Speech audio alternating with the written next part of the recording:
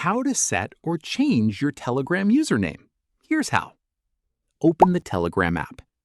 Tap on your profile icon on the bottom right corner. Under your profile information, tap Username.